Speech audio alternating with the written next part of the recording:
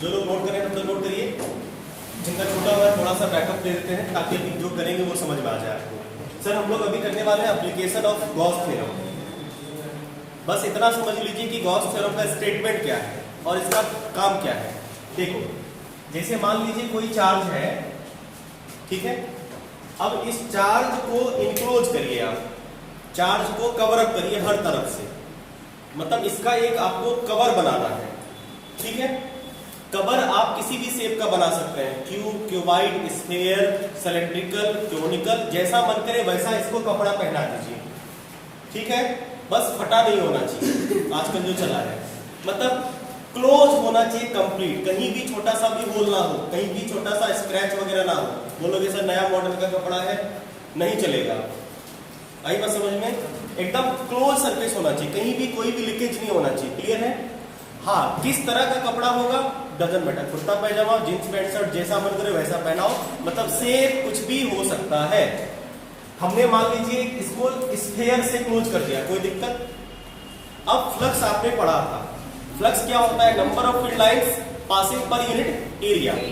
तो ये फ्लक्स के बारे में बताएगा, गॉस थ्योरम ये बताएगा कि फ्लक्स कितना होगा। वैसे flux E dot D A से निकालते हैं हम लोग, ई डॉट डी ए से निकालते हैं, वो जो वे था ट्रेडिशनल वे था। ये सीधा बता देता है कि अगर कोई चार्ज इनक्लोज्ड है तो वो कितना फ्लक्स बनाएगा, तो फ्लक्स बनाएगा जितना चार्ज इनक्लोज्ड है बाय एप्सिलॉन नॉट टाइम्स। बस हो गया, कोई ई डॉट डी करने की जरूरत नहीं पड़ेगी, कोई कैलकुलेशन करने की जरूरत पड़ेगी, इसलिए तो इसका एप्लीकेशन बड़ा बढ़िया होता है। आई बात समझ में? चार्ज को इनक्लोज कर दीजिए, जितना चार्ज मान लो 10 coulomb charge, 50 coulomb charge, net charge enclosed, बाहर वाले चार्ज से कोई मतलब इसको नहीं होगा। तो नेट चार्ज इनक्लोज ये कितना फ्लक्स बनाएगा, इस सरफेस से कितना फ्लक्स पास करेगा, Q enclosed by epsilon not times. आई बात समझ में? ये है गॉस थ्योरम। अब इसका यूज क्या है सर? इसका यूज है, इससे पहले आपने इलेक्ट्रिक फील्ड फाइंड किया था, स्फीयर की वजह से किया था? नहीं किया था। लेकिन आपने रड की वजह से किया था किसी भी पॉइंट पे, रिंग की वजह से किया था किसी भी पॉइंट पे। तो ये गॉस थ्योरम आपको हेल्प करेगा अलग अलग सिस्टम ऑफ चार्ज की वजह से किसी भी पर्टिकुलर पॉइंट पे इलेक्ट्रिक फील्ड इंटेंसिटी कैसे फाइंड करें।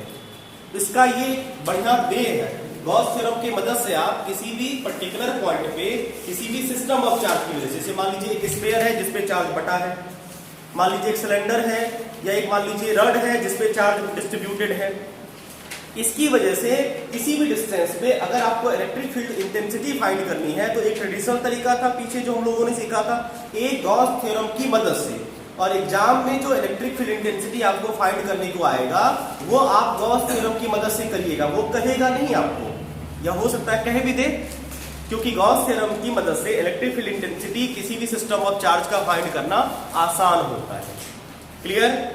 आइए वही हम लोग करने वाले हैं आज, उसका एप्लीकेशन पहला कि इलेक्ट्रिक फील्ड इंटेंसिटी हम लोग फाइंड करेंगे अलग अलग सिस्टम ऑफ चार्ज की वजह से। क्लियर? पहले सिस्टम ऑफ चार्ज को समझ लेंगे। जैसे देखो, गॉस थ्योरम का स्टेटमेंट समझ में आया सबको सर? इतना अभी फिलहाल आप दिमाग में रख के काम करिएगा, बाकी प्रूफ वगैरह हम लोग कर रखे हैं, फिर कभी बात करेंगे फुर्सत में। अभी हम लोग करने वाले हैं एक स्फेरिकल सेल होगा। अब स्फेरिकल सेल किसको कहते हैं? स्फेरिकल सेल मतलब समझिए हॉलो स्फीयर, अंदर खाली वाला, समझ पाए? उसको स्फेरिकल सेल कहते हैं। थीन स्फेरिकल सेल मतलब क्या होगा कि जैसे कोस्को गेंद आता है अंदर में खाली वाला, उसको जब आप काटोगे तो थोड़ा सा थिकनेस दिखेगा उसके आउटर कवरिंग सरफेस पे। आप ये समझिए कि थिकनेस नहीं है, बिल्कुल ही थिकनेस नहीं, बिल्कुल ही बस एक पपड़ी जैसा, जैसे प्लास्टिक का गेंद आता है 10 टका वाला, बच्चा सबको आता है ना 10 रुपये वाला प्लास्टिक का गेंद, बैट बॉल वाला गेंद, उसमें बस आउटर जो लेयर होता है, आउटर कवरिंग स्फीयर का होता है, वो बहुत ही पतला होता है, उसको कह सकते हैं अंदर खाली होता है, उसे आप कह दीजिए थीन सेल या हॉलो स्फीयर। आई बात समझ में? तो इलेक्ट्रिक फील्ड इसकी वजह से हम लोग अभी फाइंड करने वाले हैं हॉलो स्फीयर की वजह से। अब देखो यहीं पे 2-3 डेरिवेशन फ्री में हो जाएगा आपका। देखो, अगर मान लो या तो आपके पास हॉलो स्फीयर हो, सेल मतलब हॉलो स्फीयर, ठीक है, हॉलो स्फीयर पे मान लो चार्ज है। आप ये बताइए अगर ये कंडक्टिंग होता, अगर ये हॉलो स्फीयर है और कंडक्टर है, मेटल का हॉलो स्फीयर है, तो सारा चार्ज कहां पे होगा? सरफेस पे। वेरी गुड, क्योंकि कंडक्टर पे सारा चार्ज, नेट चार्ज की प्रॉपर्टी बता चुके हैं, net charge resides on outer surface of the conductor, inside the conductor electric field 0। आई बात समझ में? तो पूरा चार्ज कहां पे होगा? अगर ये सरफेस हॉलो ही हो, कंडक्टिंग हो, अगर ये कंडक्टर हो, कंडक्टिंग हो, तो सारा चार्ज कहीं भी रखोगे कहां पे जाएगा? आप चार्ज कहीं भी रखिएगा, अंदर उधर में कहीं रखिए, सारा चार्ज कहां चला जाएगा? बाहर सरफेस पे। और अगर मान लीजिए इंसुलेटिंग हो, तो बेचारा इंसुलेटिंग में क्या होता है, जहां पे चार्ज रखोगे वहीं पे चार्ज रह जाएगा, भागेगा नहीं। इंसुलेटर में क्या होता है? इंसुलेटर में आप जहां चार्ज रखेंगे वहीं रहेगा। अब बताइए अंदर में कोई मटेरियल है? अंदर चार्ज रखेंगे क्या? मटेरियल पे ही चार्ज रखोगे ना, तो भाई मटेरियल इसका है कहां? सरफेस पे। तो चार्ज कहां पे रखोगे? सरफेस पे। कंडक्ट अगर इंसुलेटर है तो चार्ज रहेगा कहां पे? सरफेस पे रहेगा, इधर उधर कहीं नहीं जाएगा, सरफेस पे ही बिखरा पड़ा रहेगा। क्लियर? अब देखो, अगर होलो स्फीयर में कंडक्टिंग हो या इंसुलेटिंग हो, सारा चार्ज कहां पे है? सरफेस पे। अगर मान लो सॉलिड कंडक्टर हो, अगर सॉलिड कंडक्टर हो तो, सॉलिड स्फीयर हो तो, मतलब अंदर में मटेरियल है, तो जैसे ही अंदर में आप चार्ज रखोगे, क्योंकि ये सॉलिड कंडक्टर है, कंडक्टिंग स्फीयर है, सारा चार्ज कहां चला जाएगा? बाहर। सारा चार्ज कंडक्टर है तो कंडक्टर में सारा चार्ज हमेशा सरफेस पे रहता है, हॉलो हो या सॉलिड हो। कंडक्टर हॉलो हो या सॉलिड हो, सारा चार्ज कहां पे होगा? सरफेस पे। अगर ये नॉन कंडक्टिंग होता तो अंदर में चार्ज रखते तो अंदर में चार्ज रहता, इसलिए नॉन कंडक्टिंग सरफेस का डेरिवेशन अलग होगा। अब समझो, अब हमने या तो आपके पास सेल हो, हॉलो स्फीयर हो, हॉलो स्फीयर में कंडक्टिंग हो या नॉन कंडक्टिंग, सारा चार्ज कहां पे होगा? सरफेस पे। अगर आपके पास सॉलिड कंडक्टिंग स्फीयर होगा, तब भी सारा चार्ज कहां पे होता है? सरफेस। यानी कि ये डेरिवेशन 3 लोगों के लिए होगा। अगर 3 में से किसी भी एक का पूछेगा, डिट्टो कॉपी पेस्ट करना। किसका? अगर आपको पूछ दिया हॉलो स्फेरिकल सेल, यही डेरिवेशन होगा। हॉलो स्फेरिकल कंडक्टिंग सेल, यही डेरिवेशन होगा। Hollow sphere non conducting shell, यही होगा। सॉलिड कंडक्टिंग स्फीयर, यही होगा। सॉलिड नॉन कंडक्टिंग का अलग डेरिवेशन होगा। क्लियर? सॉलिड नॉन कंडक्टिंग का सेपरेट डेरिवेशन। लेकिन ये 3 टाइप की चीजें, हॉलो स्फीयर या कंडक्टिंग या इंसुलेटिंग, डजंट मैटर, और सॉलिड कंडक्टिंग का डेरिवेशन सेम। रीजन क्या है? रीजन ये है कि तीनों मटेरियल के लिए, तीनों टाइप के सिस्टम ऑफ बॉडी के लिए पूरा का पूरा चार्ज कहां पे होता है? सरफेस पे। इसीलिए सारा सिस्टम कॉन्फ़िगरेशन डेरिवेशन सेम होगा।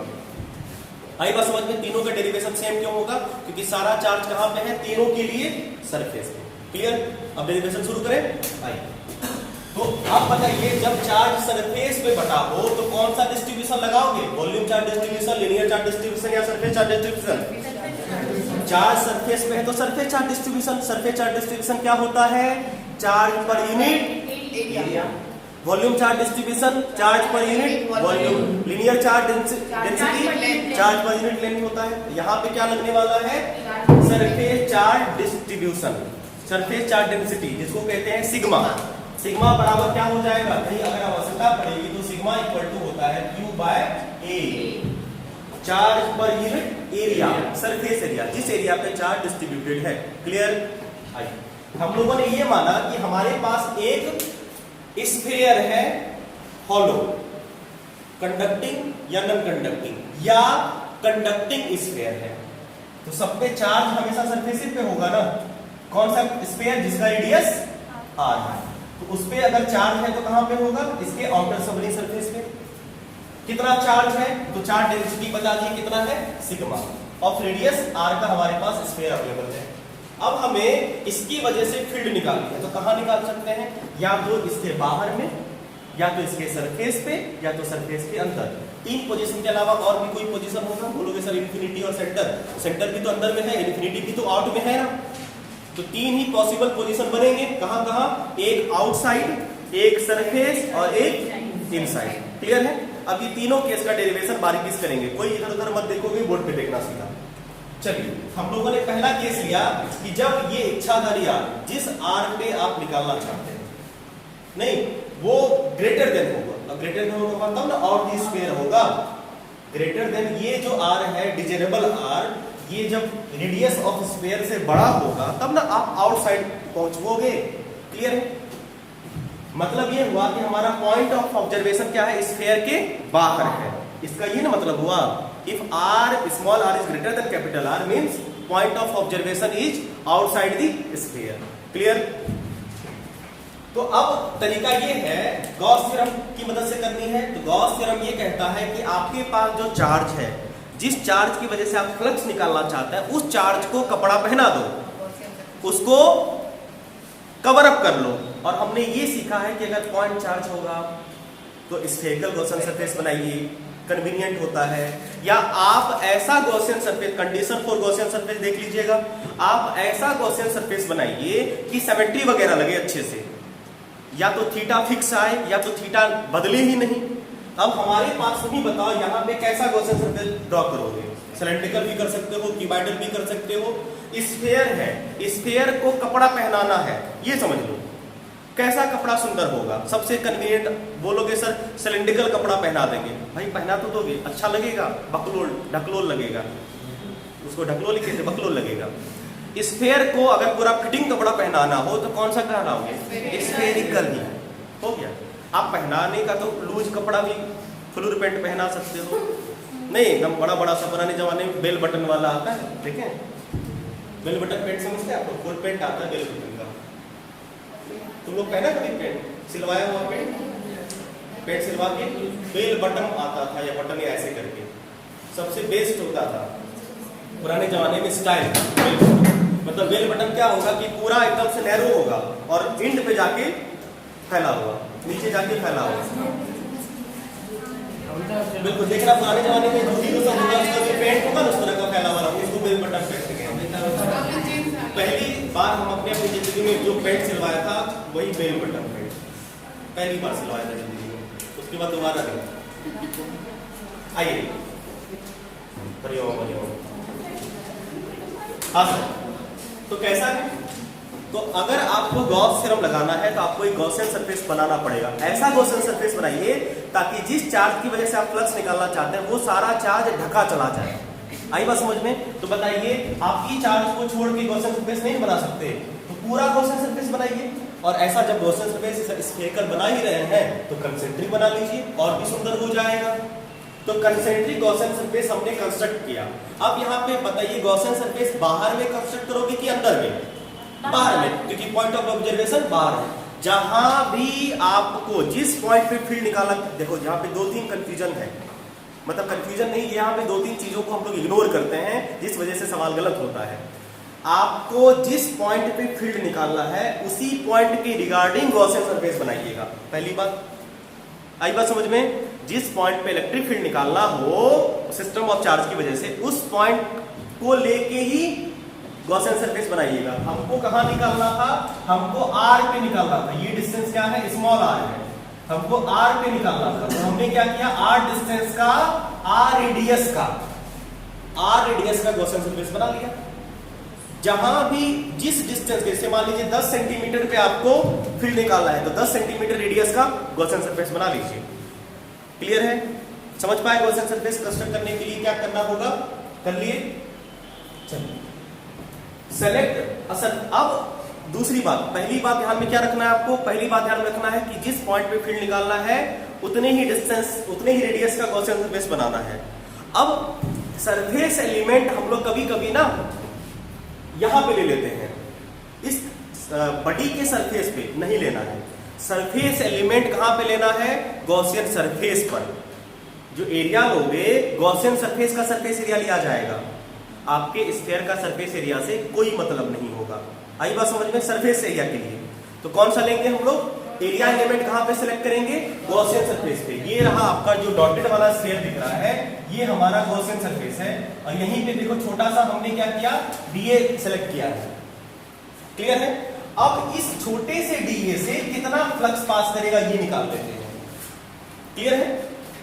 क्योंकि इलेक्ट्रिक फील्ड आपको पता है कि स्फेरिकल गॉसियन सरफेस का या स्फीयर का सबसे अच्छी बात ये होती है कि उसमें इलेक्ट्रिक फील्ड रेडियली आउटवर्ड होता है। अगर ये स्फीयर होगा तो इसमें इलेक्ट्रिक फील्ड रेडियली आउटवर्ड होता है, परपेंडिकुलरली।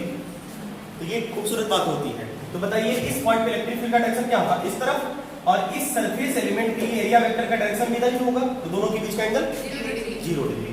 तो यही लिए इसीलिए जानबूझ के हमने स्फेरिकल गॉसियन सरफेस लिया था, कुछ कुछ चीजें रेडीमेड हो गई। Since electric field and area vector surface element both are radially outward at that point, therefore angle between them is 0 degree. उनके बीच का एंगल कितना होगा? 0 डिग्री होगा। और आपको पता है कि cos 0 कितना होता है? 1। cos 0 1 होता है। हम लोगों ने क्या किया, डीए सरफेस एलिमेंट से कितना फ्लक्स पास कर रहा है ये निकाल लेते हैं, क्योंकि सरफेस एलिमेंट छोटा है इसलिए कम फ्लक्स पास करेगा, इसलिए उस फ्लक्स को डी फाई कह देते हैं। फाई से हम लोग फ्लक्स को डिनोट करते हैं। डी मतलब स्मॉल फ्लक्स, कम फ्लक्स, क्योंकि एरिया कम है, इस एरिया से कम में ना फ्लक्स निकलेगा, उसको कैसे क्या कह देते हैं? डी फाई कह देते हैं। और फ्लक्स निकालने का जो फॉर्मूला था E dot D A, E dot product E D A cos theta, और थीटा के प्लेस पे क्या रखिएगा? 0 डिग्री। क्लियर? cos 0 का वैल्यू 1, तो क्या हो गया? E into D A. अब बताओ, क्योंकि हमें इलेक्ट्रिक फील्ड निकालना है, E का वैल्यू आपको पता ही नहीं है, A। अगर हम चाहते हैं कि इस पूरे गॉसियन सरफेस से कितना फ्लक्स पास करेगा, इसी डी फाई को क्या कर देंगे? इंटीग्रेट। डी फाई को इंटीग्रेट करेंगे तो टोटल फ्लक्स मिल जाएगा, इस गॉसियन सरफेस से कितना पास हो रहा होगा, तो इंटीग्रेट कर दिए। अब बताइए, इलेक्ट्रिक फील्ड अगर डिस्टेंस सेम हो तो इलेक्ट्रिक फील्ड सेम होगा, चार्ज का मैग्नीट्यूड सेम, डिस्टेंस सेम, तो इलेक्ट्रिक फील्ड सेम। तो इलेक्ट्रिक फील्ड इस पॉइंट पे, इस पॉइंट पे, इस पॉइंट पे, इस पॉइंट पे, एट एवरीवेयर कांस्टेंट, इसलिए इलेक्ट्रिक फील्ड को हमने बाहर कर लिया। एरिया डीए को हमने क्या किया? इंटीग्रेट। अब बताइए, डीए को जब आप इंटीग्रेट करिएगा तो ये क्या है? सरफेस एरिया है, तो टोटल सरफेस एरिया बनेगा। ये छोटा सा सरफेस एरिया है, जब आप इसे इंटीग्रेट करोगे तो ये टोटल सरफेस एरिया बनेगा किसका?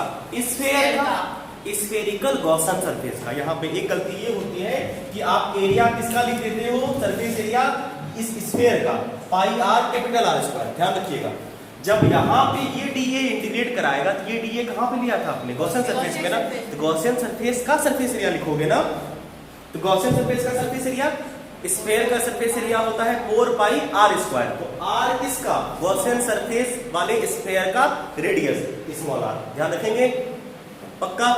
बस हो गया, E into 4 pi r square. ये हो गया आपको यहाँ से कैलकुलेशन। अब लगाते हैं गॉस थ्योरम। गॉस थ्योरम ये कहता है कि भाई हम वो सब बात थोड़े जानते हैं, ये सब बात हम नहीं जानते, हम सीधा जानते हैं चार्ज इनक्लोज्ड है, हाँ है, कुछ नहीं, फ्लक्स निकलेगा क्यूब एप्सिलॉन नॉट। किससे, किस तरह के इन्वलप से चार्ज आपका इनक्लोज है, उससे गॉस थ्योरम को मतलब नहीं है। गॉस थ्योरम को बस इससे मतलब है कि क्या चार्ज इनक्लोज्ड है, अगर हाँ तो टोटल फ्लक्स किससे कितना होगा? Cube epsilon not. ये सीधा सीधा स्टेटमेंट है। क्लियर है? तो क्यूब एप्सिलॉन, अब गॉस थ्योरम कह गया कि भाई टोटल फ्लक्स होता है क्यूब एप्सिलॉन नॉट, और हमने अपने तरीके से फ्लक्स वाले मेथड से निकाला है कि टोटल फ्लक्स कितना होता है? E into 4 pi r square. दोनों एक के बाद तो है, दोनों एक के बाद है, इक्वेट कर देते हैं।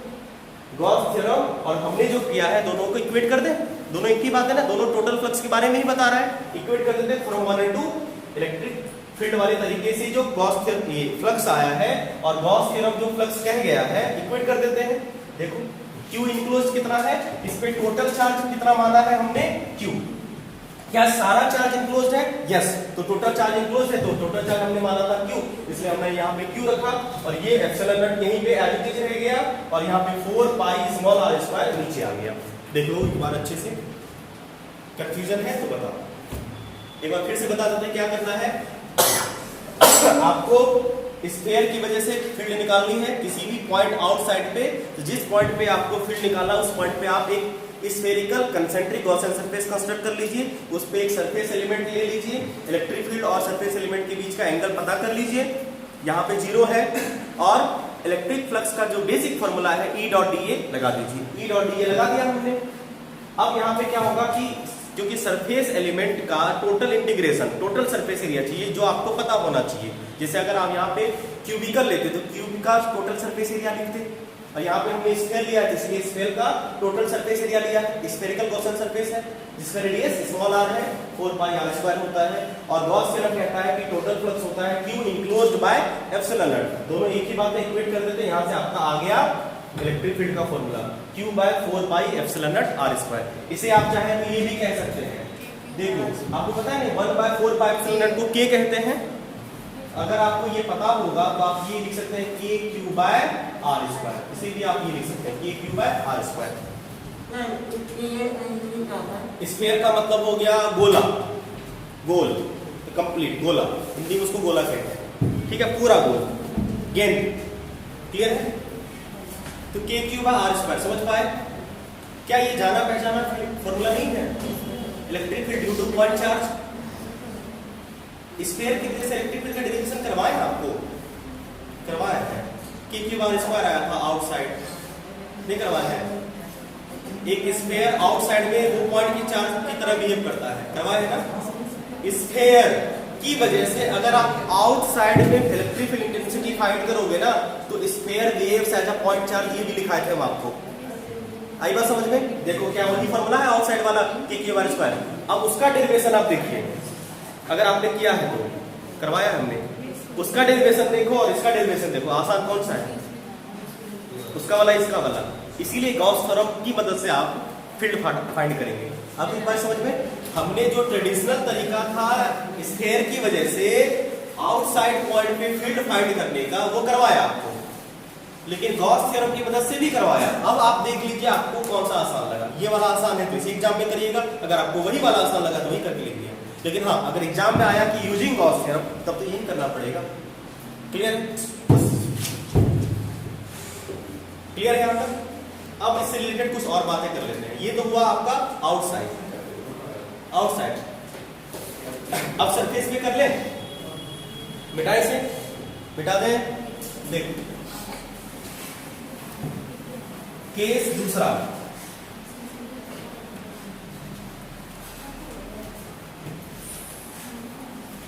केस 2। देखो ध्यान देना, पहले बोर्ड पे लिखना मत। Case 2, if R is equal to R, मतलब हम लोग फील्ड कहां फाइंड करना चाहते हैं? At surface. आप ये बताइए, आपके पास जो स्फीयर है गॉसियन सरफेस कहां पे ड्रॉ कराएगा?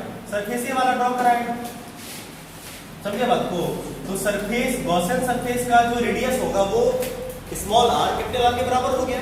तो आपको वो सब कुछ नहीं सोचना है, आपको क्या करना है, इस वाले रिजल्ट में स्मॉल r की जगह पे कैपिटल R रख देना है, क्योंकि r बराबर r, देखो ना, इफ r बराबर r, और अभी आपने सीखा है कि इलेक्ट्रिक फील्ड की वजह, स्फीयर की वजह से इलेक्ट्रिक फील्ड का फॉर्मूला होता है के क्यू बाय आर स्क्वायर। तो आपको क्या करना है, स्मॉल r की जगह पे कैपिटल R पुट कर दीजिए, बात खत्म। अब देखो सरफेस की वजह से इतना ही इलेक्ट्रिक फील्ड होता था उसमें, सेम है, समझ पाए? सेकेंड केस अब बोलोगे सर सिर्फ हमें स्पेशली सेकेंडे केस बोलेगा कि फर्स्ट केस मत करना डिराइव और सेकेंडे केस डिराइव करना, ऐसा नहीं पूछेगा। आपको अगर पूछेगा तो स्फीयर की वजह से फील्ड फाइंड करने के लिए पूछेगा, थोड़ी बोलेगा कि हमको स्फीयर की वजह से फील्ड सिर्फ इसी पॉइंट पे बताओ, नहीं बोलेगा। क्लियर है? समझ पाए? तो अगर आप इस पॉइंट पे निकाल लिए तो यही यूज करेंगे और केस 2 आपका फ्री में हो गया, कोई दिक्कत नहीं। चलिए अब आते हैं हम लोग इनसाइड केस 3। केस 3 में R is if small r is less than r। जरा देखो तो बाबू, ये हमारे पास एक स्फीयर है, स्फेरिकल सिल, चार्ज इसके बाउंड्री पे है आउटसाइड, इसका रेडियस कितना है? Capital R। आप बताइए, आपको स्फीयर के अंदर फील्ड फाइंड करना है तो इससे अंदर जाना पड़ेगा ना, तो स्मॉल r का वैल्यू कैपिटल R से कम होना चाहिए ना। आप कहां पे फील्ड फाइंड करना चाहते हैं? तो सर हम सेंटर से r डिस्टेंस पे फील्ड फाइंड करना चाहते हैं इनसाइड। तो जिस डिस्टेंस पे फाइंड करना चाहते हैं उसके रिगार्डिंग आपको क्या करना है? गॉसियन सरफेस कंस्ट्रक्ट करना है। अब की बार गॉसियन सरफेस कहां पे कंस्ट्रक्ट कराएगा? Inside the sphere. लिखो मत, पहले समझो। जब इनसाइड होगा तो इनसाइड में गॉसियन सरफेस ड्रॉ कराएगा नहीं। अब यहां पे भी अगर हम यहां पे सरफेस एलिमेंट लें, देखना जरा, यहां पे अगर हम सरफेस एलिमेंट लें, आई बात समझ में? इक्वेशन वैसा ही कुछ लिखाएगा फील्ड का, हियर इलेक्ट्रिक फील्ड का डेरिवेशन वैसा ही रहेगा, dA E डॉट dA। यहां भी बताओ इलेक्ट्रिक फील्ड का अगर डायरेक्शन भी हुआ तो इस तरफ ही होगा और एरिया वेक्टर का भी डायरेक्शन इस तरफ ही होगा। अभी भी थीटा कितना होगा? 0 डिग्री। बोलो बोलो बोलो। अगर हम इलेक्ट्रिक फील्ड, यहाँ पे इलेक्ट्रिक फील्ड है कि नहीं, डजंट मैटर, इलेक्ट्रिक फील्ड और एरिया वेक्टर के बीच का थीटा देखें तो वो थीटा तो जीरो ही आएगा ना। इलेक्ट्रिक फील्ड हालांकि यहाँ पे नहीं है, देखना अभी जीरो आएगा। क्लियर? देखो हियर ऑल्सो टोटल फ्लक्स कितना, फॉर्मूला वही चलेगा, E इंटू, देखना बाबू, E into 4 pi small r square, क्योंकि ये काम हम लोग कर चुके हैं। हाँ, अब देखो, लेकिन समस्या यहां पे ये है कि but charge enclosed, total charge enclosed मतलब Q इनक्लोज्ड कितना है बताओ तुम। आप ही बताओ, ये जो स्फीयर है गॉसियन सरफेस कितना चार्ज को कवर अप कर रहा है? कुछ नहीं, जीरो। तो चार्ज इनक्लोज कितना हुआ? अगर चार्ज इनक्लोज जीरो हो गया तो गॉस लॉ की मदद से फ्लक्स जीरो। बोलो बोलो। तो अगर चार्ज इनक्लोज आपका जीरो हो गया, according to Gauss law, according to Gauss theorem, total flux होता है Q enclosed by epsilon times, और Q इनक्लोज्ड अगर जीरो, फ्लक्स कितना? जीरो। तो बताइए इक्वेशन 2, ये इक्वेशन कहां गया? इक्वेशन 1 फ्रॉम 1 and 2 से आप कह सकते हैं कि E into 4 pi r square equal to zero means equal to, देखो इनसाइड द स्फीयर फिर जीरो होता था, आया छाप लीजिए।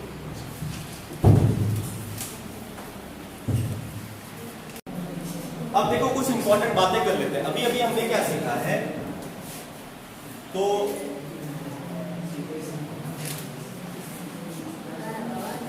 अभी अभी हमने ये सीखा है, सुनना बाबू, कि इलेक्ट्रिक फील्ड ड्यू टू, नहीं, electric field due to shell outside कितना हुआ है?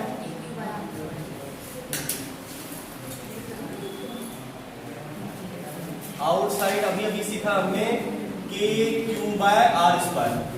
मतलब यहां से देखना, बोर्ड पे देखना बाबू, इसका ये मतलब हुआ कि इलेक्ट्रिक फील्ड आउटसाइड में inversely proportional to r square, ये मतलब हुआ। अब बताइए इलेक्ट्रिक फील्ड सरफेस पे फॉर्मूला क्या आया? K q by capital R square, q भी कांस्टेंट, के भी कांस्टेंट और रेडियस भी कांस्टेंट, मतलब इलेक्ट्रिक फील्ड सरफेस पे कितना होता है? Constant at every places. और तीसरी चीज है कि आपने इलेक्ट्रिक फील्ड इनसाइड कितना किया? Inside zero. आइए ग्राफ ड्रॉ कर लें सर, ये चीजें ध्यान रखिए। आइए इसका ग्राफ करते हैं। ग्राफ इंपॉर्टेंट है, गॉस थ्योरम का एप्लीकेशन वीवीआई कर लीजिएगा। गॉस थ्योरम का एप्लीकेशन जब हम लोग 2 दिन करने वाले हैं वो बहुत ही ज्यादा इंपॉर्टेंट है एग्जाम के लिए भी, साथ ही साथ और भी जो टॉपिक्स पढ़ने वाले हैं उसके लिए। देखो इसका ग्राफ कर लें। तो graph between electric field at r, ठीक। देखो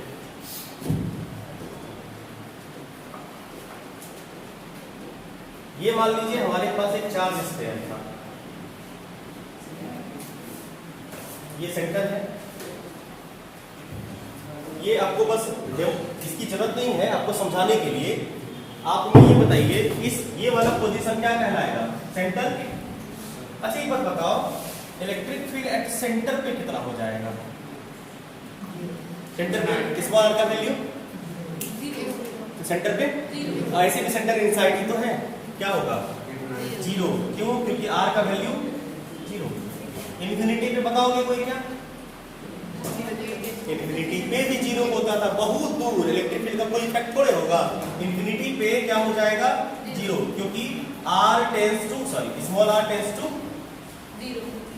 इन्फिनिटी, और 1 बाय इन्फिनिटी जीरो होता है। मतलब एनीथिंग बाय इन्फिनिटी जीरो होगा ना, समझ पाए? तो इन्फिनिटी पे भी फील्ड जीरो, सेंटर पे भी जीरो, यानी कि यहाँ पे फील्ड का वैल्यू कितना होगा? जीरो। अब हुआ क्या कि आप सेंटर पे खड़े हैं और सरफेस की तरफ जा रहे हैं, अंदर कोई फील्ड महसूस नहीं हुआ। जैसे ही सरफेस पे पहुंचे अचानक सा फील्ड मैक्सिमम, उसके बाद फिर डिक्रीजिंग। इसका ये मतलब हुआ कि सरफेस तक आपको कुछ फील्ड महसूस नहीं होगा। आई बात समझ में? मतलब सरफेस तक आपके पास फील्ड का वैल्यू कितना है? 0। लेकिन जैसे ही आप सरफेस पे पहुंच गए, मतलब यहाँ पे पहुंच गए ना, अगर r बराबर r, तो अचानक सा फील्ड कितना हो गया? मैक्सिमम। ये मान लीजिए फील्ड है मैक्सिमम, तो अचानक फील्ड कितना हो गया? मैक्सिमम। और इसके बाद field inversely proportional to r। Outside ये है इनसाइड, ये सेंटर, ये इनसाइड वाला रीजन, इनसाइड 0 होता है ना। और जैसे ही गए आप अचानक सा ये क्या हुआ? अचानक सा राइज किया और ये इन्फिनिटी मतलब E inversely proportional to r square. इस तरफ भी होता है और स्क्वायर के इस तरफ भी होता है। इस तरफ भी अगर आप ड्रॉ करोगे तो सेम रिजल्ट ड्रॉ कराएगा। r बराबर r, फील्ड मैक्सिमम, और इसके बाद फील्ड मैक्सिमम से घटिंग decreasing, minus infinity plus infinity. ये रहा आपका सेंटर। बोलिए, ग्राफ क्लियर है सर? क्लियर है? अच्छा, आज की क्लास में किसी को कोई डाउट तो पूछिए, नहीं तो आज के लिए इतना ही। धन्यवाद। मिलते हैं कल हम लोग अगले डेरिवेशन के साथ।